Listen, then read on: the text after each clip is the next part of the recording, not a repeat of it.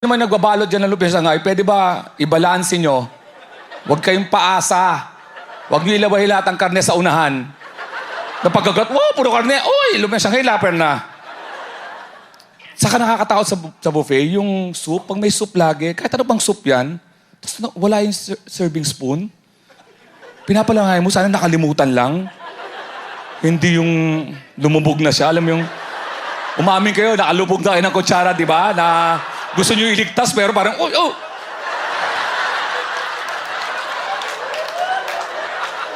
Waiter, wala ang serving spoon to! 5 na nandoon sa ilalim, 5 na.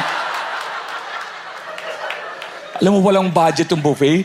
Ramdam mo naman pag may buffet, walang budget. Yung alam mo yung barkadahan meal na talagang pinilit lang, magka-buffet lang, no? Alam ko yun eh, yung rice, mixed vegetable, sweet and sour pork, tapos ang dessert, coffee jelly. Naku, walang budget.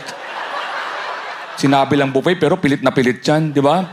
Alam mo, walang budget pag kayong kumuha ka ng 3 chicken, tapos malayo ka na sa buffet table, may humahabol na waiter. Sir, 1 piece lang po per guest. Tapos wala yung lechon. Pag walang lechon, walang pera talaga yan, di ba? At bubulong ka naman. VIP po? Oo. May lechon po sa ballroom 4. Ito po yung QR code.